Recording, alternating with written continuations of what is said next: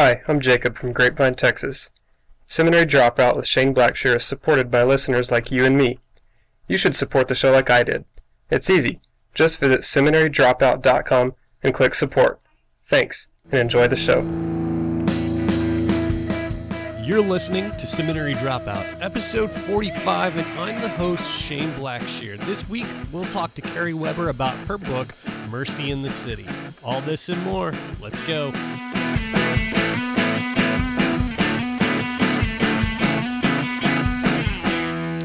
And welcome, folks. Thanks so much for joining me, as always. I appreciate it. Well, let's check in with the survey that's been going on. This is the first ever Seminary Dropout survey. I'll just touch on it briefly. We've got about 45 to 50, I can't remember exactly, respondents for this survey. The survey, if you haven't been following along the past couple of weeks, it's just about 10 questions asking you some questions about the show. It'll help us make it better. And in fact, we've already incorporated some things into the show that have been suggested, such as listener questions for the guests. Now, you're not going to see this for a while because I'm several interviews ahead of schedule. And so, it takes me a while to incorporate them. And so you'll start hearing those interviews in which I integrate those listener questions. And by the way, really good questions. And remember, you can go to shaneblackshear.com/guests and see everyone who's booked on the show right now. Now, I'm in talks with some other people, but I've yet to confirm and nail down a date and actually put it on the calendar yet. And so those people aren't on the list yet. But go to shaneblackshear.com/guests, see who's coming on the show, and if you've got questions for them, if you've got questions for them, leave it in the comments section who you are, who your question is to, and what the question is, and I'm happy to relay that question. Well, and so that's the survey. Please, if you would, especially if you've been a listener for a while, go to shaneblackshear.com/survey and click that. It's very easy to take and it's quick and it'll be great. And remember, I'm giving away 3 t-shirts to 3 lucky winners who take that survey. The next thing I want to remind you about is iTunes. I'm always pushing iTunes subscriptions, ratings, and reviews. Those help keep the show front and center. It really improves the rank, especially subscriptions. So I really encourage you, if you are a casual listener who thinks you want to hear more, if you're a full-time listener, please go and subscribe. And even if you don't use iTunes, just as a favor, if you listen through Stitcher or somewhere else, or maybe directly off my site, I would ask, just as a personal favor, that you go into iTunes and subscribe to the show and give a rating or a review. The subscription is most important because that is, as far as I can tell, that's the greatest thing that will help the show climb the ranks. So please go and do that. Now, I want to thank the last 3 raters and reviewers on iTunes. And I think we're at 90 reviews, and that's really good. So, maybe I'll do a t-shirt for the 100th review. That probably wouldn't work because you can see how many are there, so you would just wait. So, okay, scratch that. How about it'll just be great when we get 100 reviews? How about that? So I need to thank Luke Allen, Surak22, and The Dumb Ox. All right. I didn't call him that. That's the name, The Dumb Ox. Thank you so much for those reviews. That meant so much to me that you took the time to do that. So please go join them and give your rating, review, subscription, etc. on iTunes. Okay, the next thing that we need to talk about is the Twitter campaigns. The Twitter campaigns, for those of you who don't know, is our attempt to get those people who have been hard for me to get a hold of, to get an interview request to get their attention. And so for those of you who don't know, I reach someone for an interview through the channels that are available to me. Most often, people will have maybe a contact form on a website or an email address or something like that. That's the easiest. Sometimes I have to dig a little bit deeper. But for some people, I get one of three things happens when I ask for an interview request. They say yes, they say no, and those first two things, that's easy. I can just move on after that, right? The third thing is I just don't hear back, and I just I'm not blaming these people. It's just things happen. People fall through the cracks, and a lot of times they're people who are in demand, so to speak. So yeah. So the Twitter campaigns were an effort to get people's attention that I've been unable to get their attention, and for you as the listener to be the one asking them to come on the show. I think that works better because you're showing them that there's a demand for them to be on the show. And so we are taking one person at a time to send out tweets to. And somebody on Twitter, somebody who was being really helpful on Twitter said, if people just made up their own tweet instead of tweeting the one that you gave, it would be a lot more impactful. And so what they're referring to is on the show notes for one of the shows a couple weeks ago, I gave the sample tweet for people to tweet out. And I said, if you want to do your own, that's fine, but here's one that you can just copy and paste. Most people did that. And so this person on Twitter was saying, it'd be a lot more impactful if people just made up their own tweets. And I said, you're right.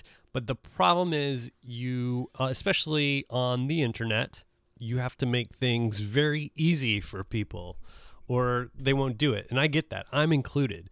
So I did the example tweet because I wanted it to be very easy for people. They can just copy, paste. But if you want to go the extra mile, yeah, make up your own tweet. That is better. But all that to say, we got the job done, people. I got a direct message on Twitter from Michael Gunger. He was the one we were aiming at. And I got an email address. I could tell it was a personal email address and, not one that's going to go to some agent or something. So I wrote him the same interview request that I send everyone, and hopefully we'll hear back. But so all that to say, great job, people. We got it done. And hopefully we'll be hearing Michael Gunger on Seminary Dropout soon. Oh, and also stop tweeting to him. We don't want to be bothersome, so it works. So you can stop. So I think we'll take a little break from the tweeting campaigns, and then maybe we'll pick it up next week with a new person. Okay. Well, I think that's all I've got for the intro today. Let's get to this interview.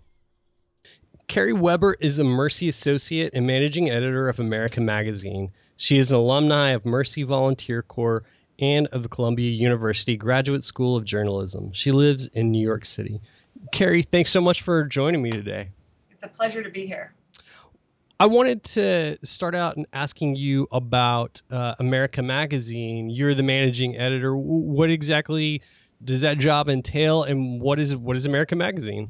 Yeah, good question. So America Magazine, we like to think of ourselves as a kind of smart Catholic take on faith and culture. And we want to try to interpret the world for the church and the church for the world so that we kind of stand at that intersection of people's real life lived experiences and what the church asks of us and what is asked of us as Christians. How do we relate those things?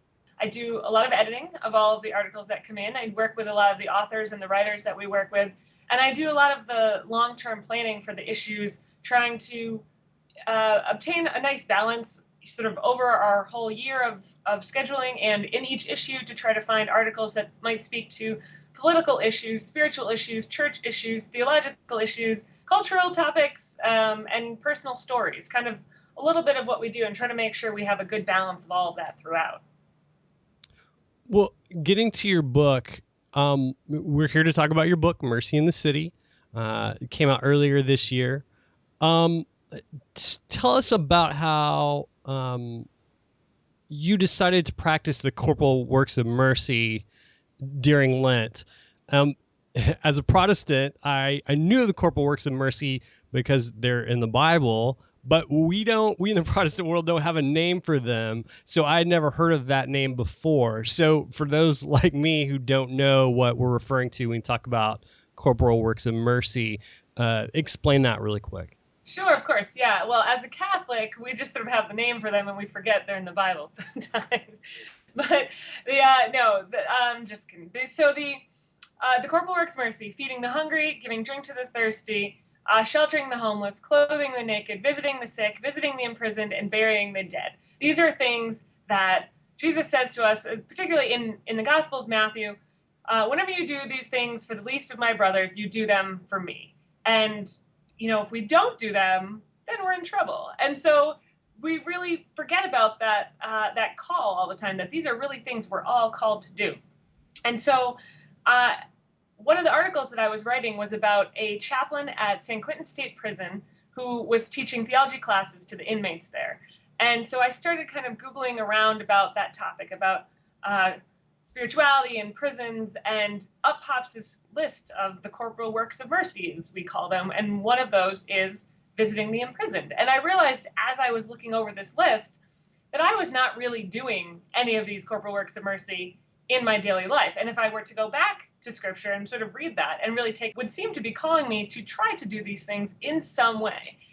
And so I thought, how can I kind of jumpstart my spirituality? How can I jumpstart my commitment to this call that we all have, and in a way that is meaningful, but also has some kind of urgency to it? Because it's very easy, I think, to think, all right, well, I will do that, once Lent is over, once I've done my, these sacrifices, or once I've cleaned out my apartment, or once, you can have a million things that can kind of get in the way of starting those things. So I wanted, because, Catholics like to take those 40-ish days of Lent and use them for a kind of recommitting themselves to the gospel call of Christ. And so I thought this would be a good way to do it that would involve both a little bit of, pushing myself outside of my comfort zone and recommitting myself to kind of the prayer and the focus that's needed to live out Christ's call meaningfully.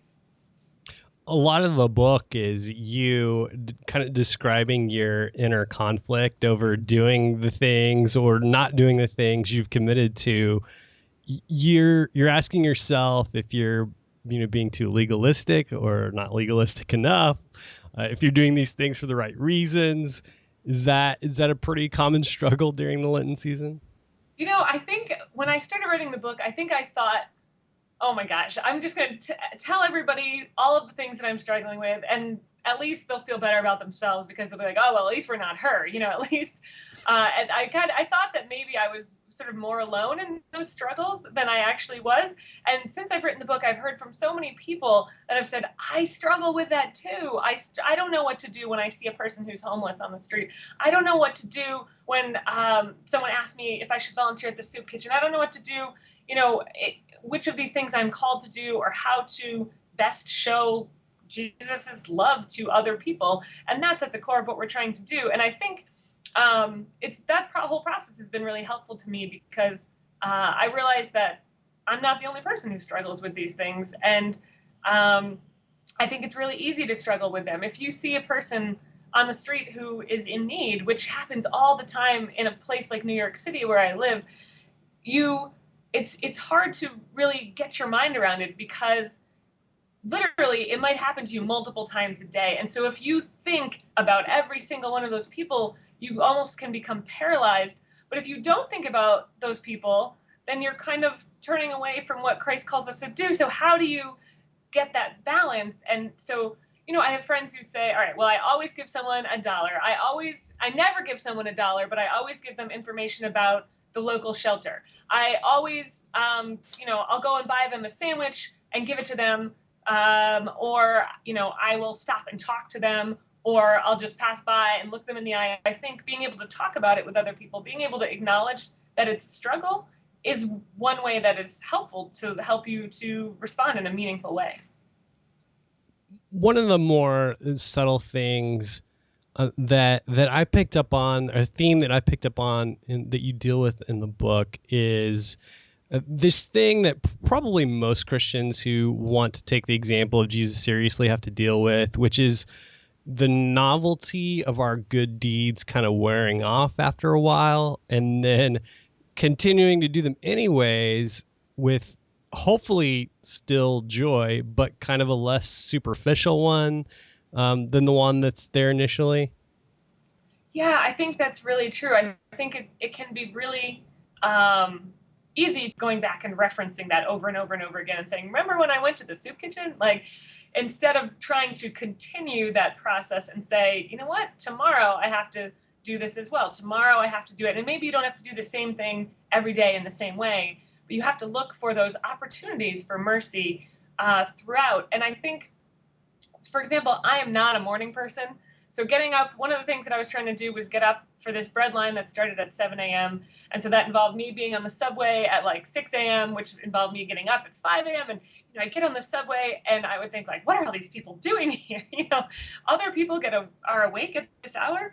And of course they are, because it's New York and people are going off to work at all hours. And I think that, the first day of the bread line, it was sort of this really kind of like, yes, I am here and I did this. And then, a couple days later, I'm hitting that snooze button and I'm like, no, I did that yesterday. Like that should at least count for 2 days worth of like good deeds or something. And, or I'm even just sort of so exhausted that I'm not purposely sleeping through an alarm. I'm just sleeping through the alarm. And so, but I think the key to that is to not say, oh, well, I wanted to have a streak of 5 days in a row of going to this bread line. Because I think our desire to be perfect in the way that we serve God, our desire to be perfect in the way we serve others can sometimes get in the way of us starting them at all. And I think it's always really important just to start and to realize how many people in our community, in our faith communities, our friends and family can support us along the way, and how much we can learn if we go through that process just by starting.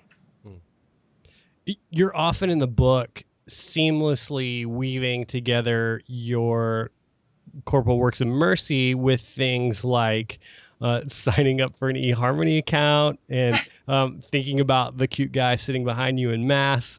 But it struck me that if someone did not simply want to be some kind of good deeds tourist, but actually incorporate these into the real life, which I can only assume is the way Jesus intended for that to be. Right. This is probably a lot like what that life would look like. I mean, there's nothing inherently bad with searching for a mate and being interested in those things, and you don't stop being a complete person when you're doing good deeds. Right. I mean, I think actually the process of going on dates during that time when I was also doing this experiment led to a lot of really interesting discussions about faith and about morals and about good deeds and about what it meant and what I was doing. And because it was sort of an odd thing, a little odd experiment, and it would force me to kind of explain it to people. And as I was doing that, to really think to myself about why I'm doing this. It really makes me say, all right, so here's what I'm doing. But as I say it to them, I have to also convey what is at the heart of this? What do I really want to get out of this? And that makes me think about it even more, which is good because, I don't want these lists of good deeds, these works of mercy, to be a checklist. I think that's so important. You can't just go through and check these off and say, all right, I did them all. I was nice to everybody. But if you're not present, if you're not really trying person, then maybe you're not really doing what is at the heart of these works of mercy. It's not simply an empty action. It's about building relationship. It's about meeting people where they are and bringing with you everything you've got, all your baggage, all your fears, all your hopes, and being in one place together and existing together as human beings who are loved by God and who are called to show love to one another. We should say, too, that you also, during this time, have given up desserts and alcohol as well. Yes, that is true. So in the midst of, trying new things, a lot of times uncomfortable things, getting less sleep because these things are taking up a lot of time. You can't even like enjoy a beer at the end of the day or have a piece of cake or something like that. No, yeah, on one hand, that was a challenge because I very much enjoy those things. But on the other hand, I did find that that was less challenging than I thought it would be because I had redirected all my energies to something that mattered more to me. I had redirected my energies during that time to these works of mercy, to relationships, to prayer, and therefore I wasn't sort of sitting idly thinking about like, oh, where can I find some cake? I was looking to think about what can I do next? How can I help to build relationships? How can I reach out to others? And so I was not necessarily distracted by some of those other things, as wonderful as they are. Although I did go on a date with another Catholic who had given up I had given up dessert or alcohol and sweets, and he had given up coffee. And so we had almost nowhere to go, and I was suggesting we just eat lettuce on the street or something. Right. Yeah, you'd officially crossed off all of the first date scenarios. Right. In Lent. One of in the book you tell, like, each chapter is almost a really great vignette or a story that you tell, and one of my favorites was the one that you actually this kind of spilled out and over to like maybe 3 chapters, but your visit to the clothing room. Can you tell us a little bit about that story? Sure. So there's a group called the Catholic Worker, and it's been around, I think, since the 30s, where they focus on prayer and hospitality and voluntary poverty and what they call clarification of thought, which is sort of meetings to discuss these issues. And so one of the ministries that they have, these many ministries at their house on the Lower East Side of Manhattan here in New York City, is a clothing room where on Tuesdays women can come, and there's a room, and it has clothes sort of all lined up in different sizes and different categories that people have donated to the Catholic Worker. And it's almost like a little store. But the women can come in and they can choose whatever they want. They just fill a plastic bag with it, and then they go out, and then another shift of women come in and they choose things, and they go out. And then once everyone who's there has chosen clothes, people can come in for seconds if they need to. And it was a really interesting experience because one of my jobs there was to kind of regulate how many clothes the women were taking, which was sort of weird because I kind of just, my heart went out to everybody, and I wanted to just take all the clothes and give them to everyone. But I also wanted it to be fair because I wanted the women who hadn't gone in there yet to be able to get the clothes. And, and some of the women were shopping for their grandchildren, and some of the women were kind of advising other women on how it worked. Maybe they were there for the first time, and there was this sort of strange but lovely camaraderie in there. And then there were some women who were not that nice and a little bit rude and sort of demanding and saying, I want this pair of jeans and I'm going to take it, and trying to say, well, maybe you can wait and come in on the second round, and people sort of worrying that certain clothes wouldn't be left, and just kind of thinking about how, my own grandmother shopped for me in a department store in a very different environment, and kind of thinking that same love was present in this grandmother shopping in this store than my grandmother had, but just a very different set of circumstances. And those things that bind us together and that are that we all have in common, and yet how differently they end up being lived out given our different set of circumstances. So it was just, it was a really sort of interesting experience talking to all of the different women from all the different backgrounds. And you had kind of went through your own clothing before and afterwards, yes. and kind of pared down. In preparation, you looked through your closet and said, hey, there's some things I can get rid of. And then you did the same thing afterwards, and those were very different experiences. Right. So beforehand, I kind of went through my closets and I thought, all right, I can get rid of like a dozen things. That'll be fine. And I went through and I pulled those out, and I was feeling great. And then I went to the clothing room, and I realized after I had this experience talking with everybody, I went back to my apartment and I went through everything again. And I said to myself, if someone in that room asked me for this shirt, would I give it to them, or do I need it? And I went through and got another like 4 dozen things out of my closet. And it was just like, this is not, I can hold on to this because maybe in 2 years I might wear it once, or I can give it to someone who might actually need it now. And to really, really think about what I need and where these things might be going and who they might be helping, and not just sort of hedging my bets on kind of keeping a big wardrobe for myself. And I mean, I'm not like a fashionista to begin with. So I think given that, I kind of thought like, oh, well, like I didn't go out, I don't have a bunch of fancy clothes. So as long as I have, simple clothes, it's okay if I have a lot of them. But really, it's thinking simply, even more simple than that. It's saying how much of this stuff, whatever it is, do I actually need? And that really got me thinking about it again. And so and then I also reached out to friends who I knew had struggled similarly with how much their clothes to keep or get rid of, and said, look, I'll take it down to the Catholic worker for you. If you just bag it up, I'll come pick it up from you. I'll take it down. Because I know that's the most annoying part of it. Everyone they want to donate, but then the bag sits there and then they, never bring it down anywhere. So I went and gathered it up, and a friend of mine ended up getting her car, and we took, I think it was 10 or 12 bags of clothes down there from everybody.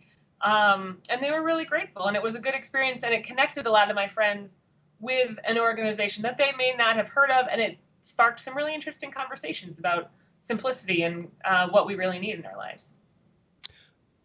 The homeless are addressed in the I forgot what works of mercy. Sorry, mine went blank. Yep.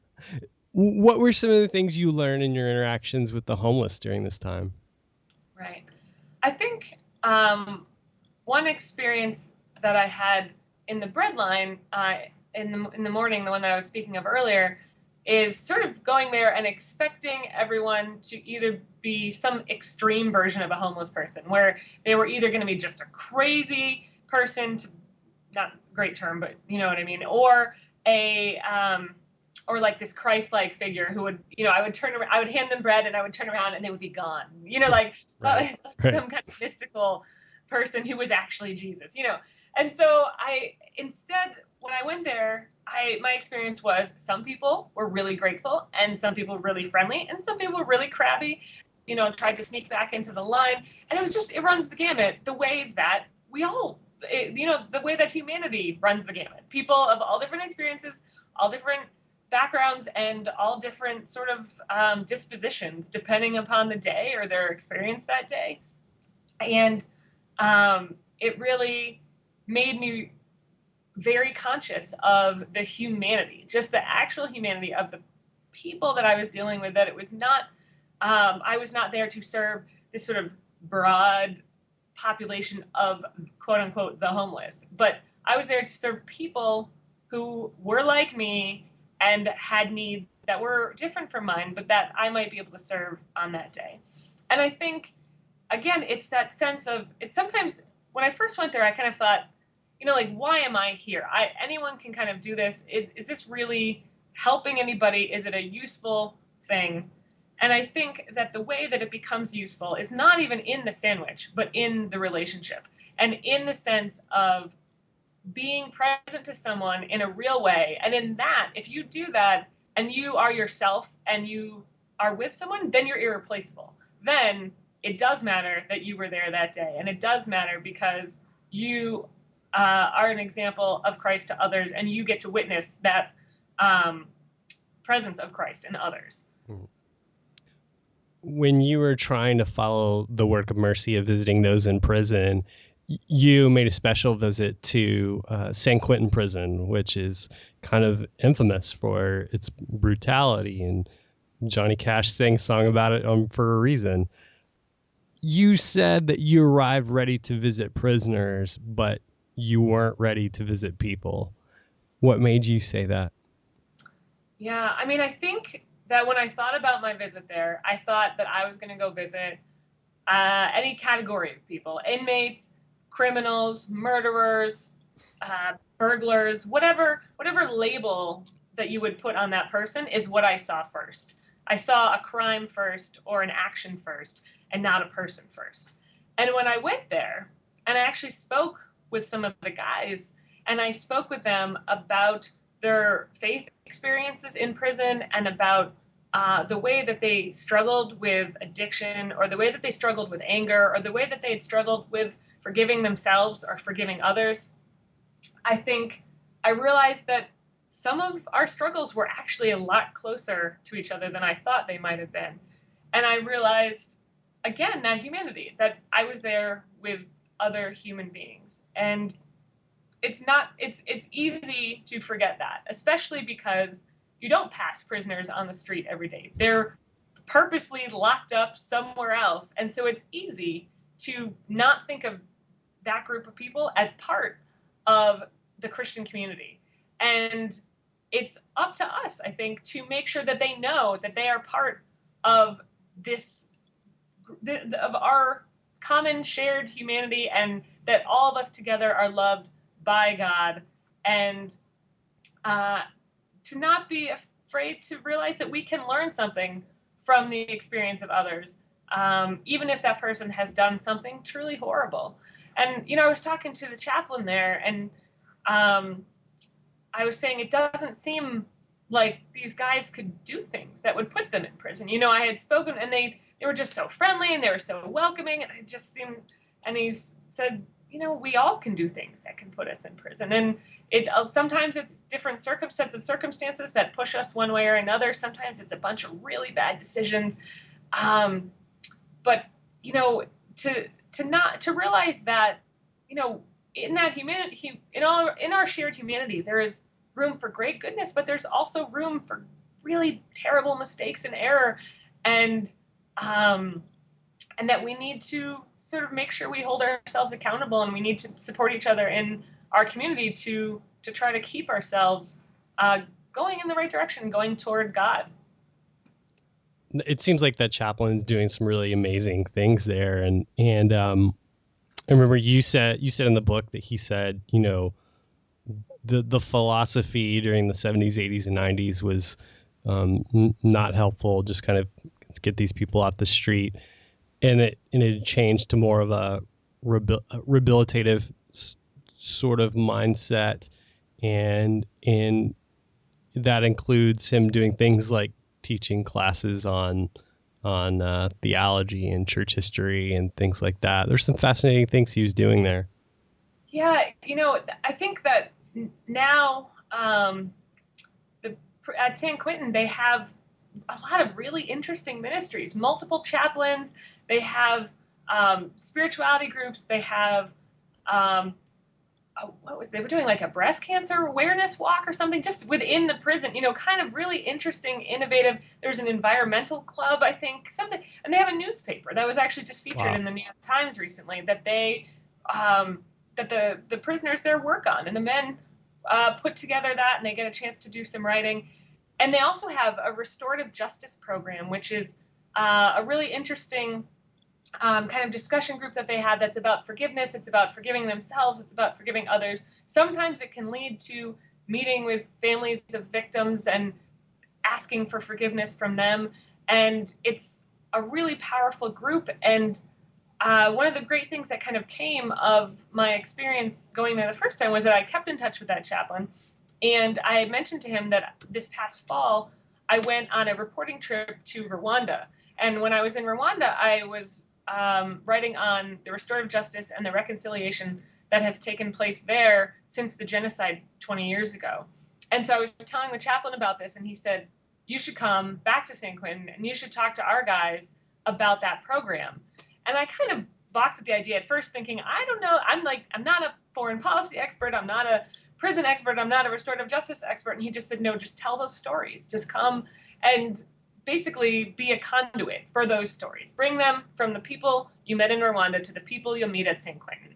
And so I went back this March, and I got to talk to these guys about some really powerful stories of forgiveness from Rwanda, about people who not only forgave the people who had killed their family members, but lived in the same villages with them and interacted with them and came and spoke with us.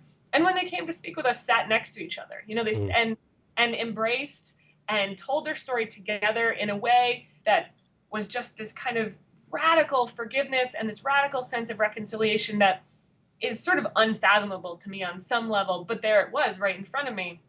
And so I went and I spoke to the guys and I just told them these stories of women and men who had been able to sort of reconcile on some level and live together, and through prayer and through community to try to move past these really horrific things that had been done.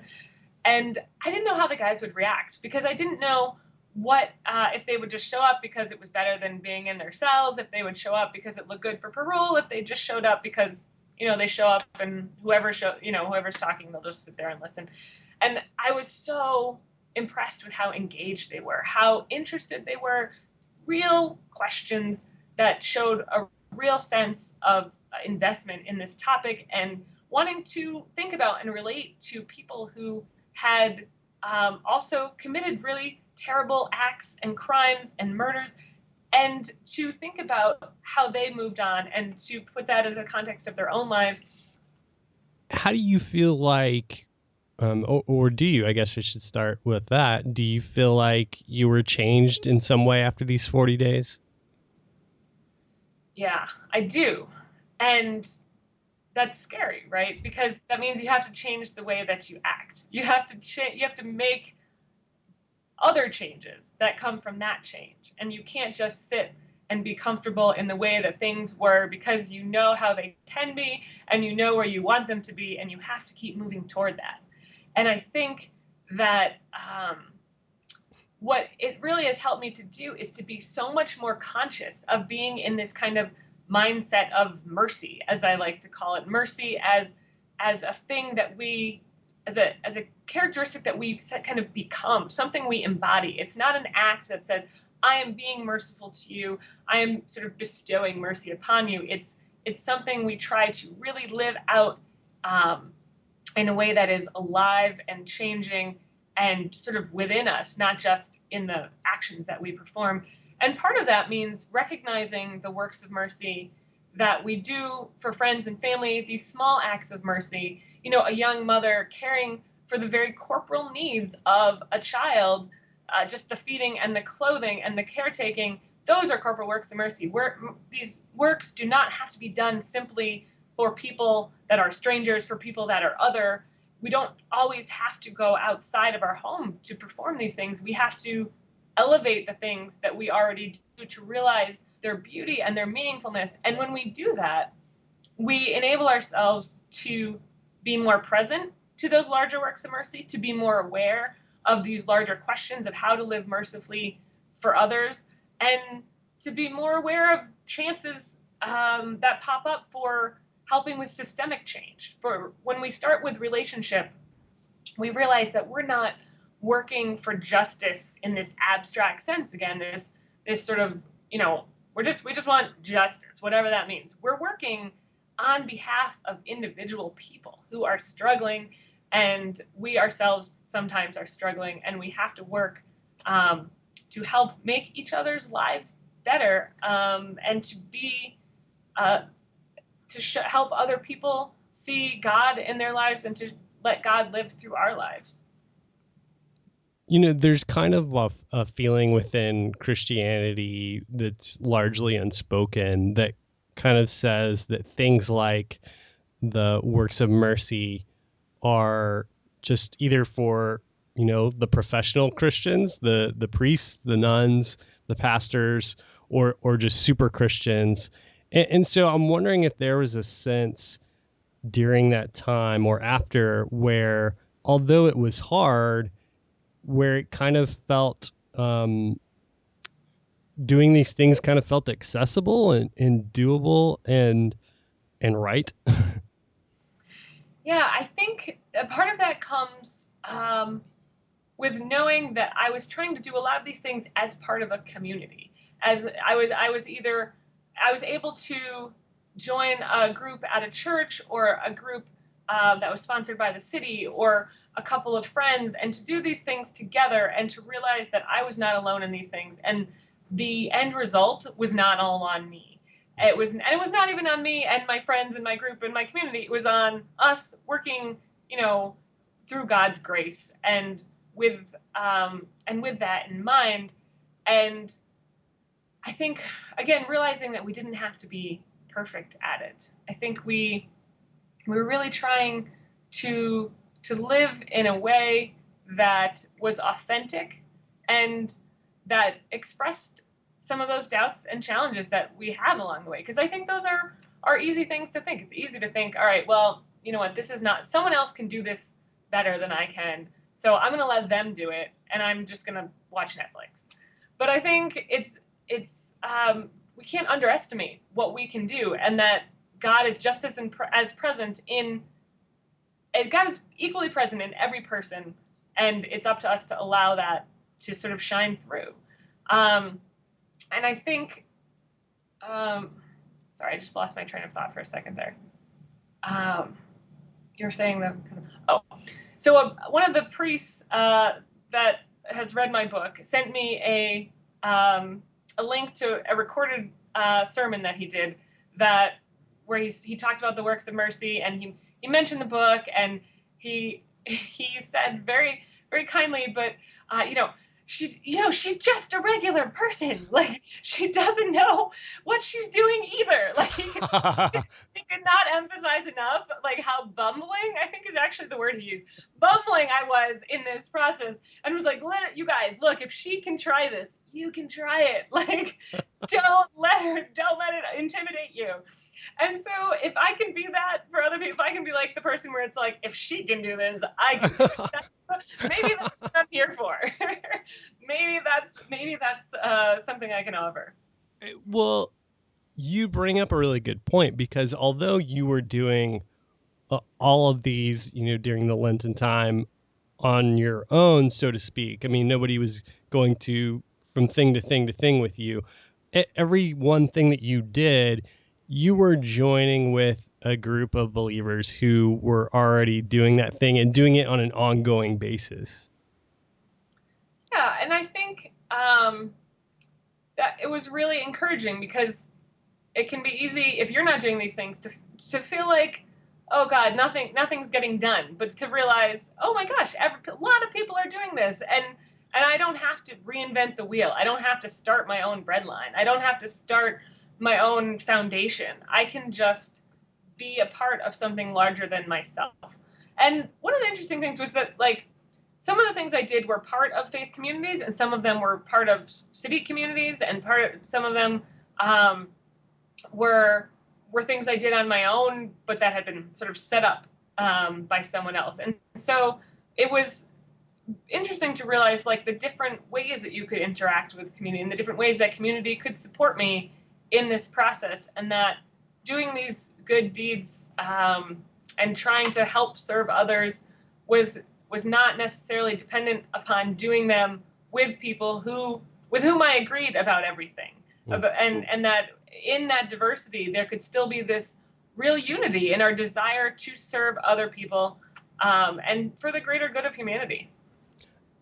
And I think that that's important, because it is very trendy among believers yours and my age to talk down about the church and to disparage the church, sometimes with really good reason. But it's so great also to be reminded, and this book does that, because everywhere you turn, there's a group of people who follow Jesus who are doing real good and showing real love in the world in very, very tangible ways. Yeah, it was really encouraging. It was encouraging as a person of faith. It was encouraging as a young adult. It's encouraging as a person who likes that kind of community. I like connecting with people. And so it was nice to receive encouragement from others in my work, and just to, by joining in that, try to help people join that community as well, to have those conversations with friends about, where are you going? What are you doing? What time are you getting up? And to really try to live that out in a real way. From reading the book, I get the idea that everything that you're doing was probably not sustainable over the long haul. I mean, the exact things that you were doing, because you were doing so much. But I'm wondering if, in general, if you believe that just incorporating these works into an everyday life and an ongoing basis, is that sustainable? Yes. So you're right. Doing one corporal work of mercy each week for 40 days on repeat is in no way really sustainable. It's exhausting and it's interesting, but you're going to burn out. And I think that for me, what I wanted to do was to figure out which of these I felt called to do, which of these I might kind of return to every once in a while, which of them sort of allowed me to take advantage of my own gifts and talents in the best way possible. And I think, for example, returning to San Quentin to talk about restorative justice and forgiveness was one way that was able to keep going. I was able to keep doing these things and to keep connections with people. And out of this, prison ministry really spoke to me in a way that I'm would really like to continue to pursue and have tried to continue to find ways for me to connect with people in prison and with the ministries in a really meaningful way. I think that people get intimidated by this sort of sustainability of all of this. And I think that happens when we sort of hold ourselves to in some ways too high of a expectation. But what is also not sustainable is having too low expectations. It's not sustainable really in the long run to not pay attention to these things, to not pay attention to people in need, to ignore our communities, to ignore our faith life. That drains you too, but it drains you in a different way. So finding a way that is sustainable that's somewhere in between those two kind of extremes of insustainability is what I continue to try to do. And I think one of the big lessons out of this is that I don't have the answers for this yet. Here's my process. I've put it out, and this is not sort of a prescription for what everyone else must do to kind of pursue these works. It is part of what I've struggled with. It's part of how I've tried to live this out.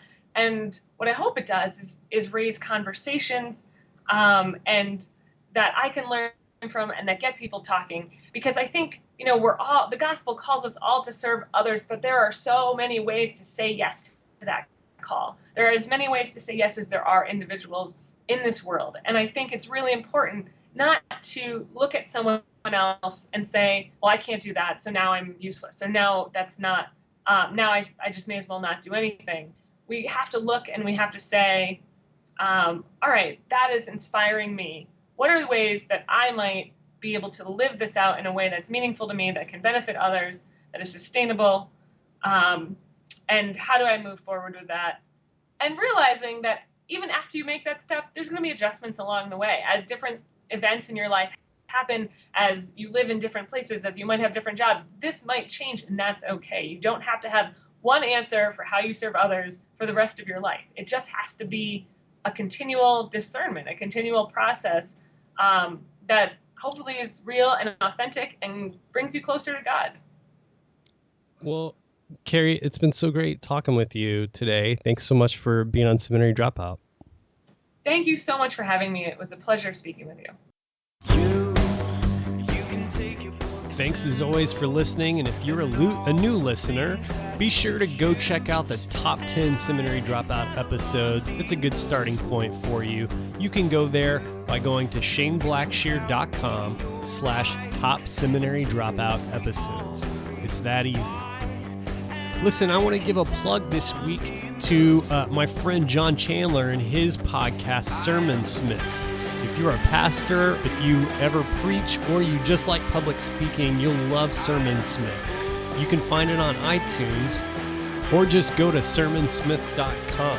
I'll have a link to it on the show notes. Speaking of which, I'll also have a link to Kerry's book and her website on the show notes for this show. You can find it by going to shaneblackshear.com/Kerry Weber, KerryWeber. The music you're listening to now is provided by D.L. Rossi. Go check him out on iTunes and online.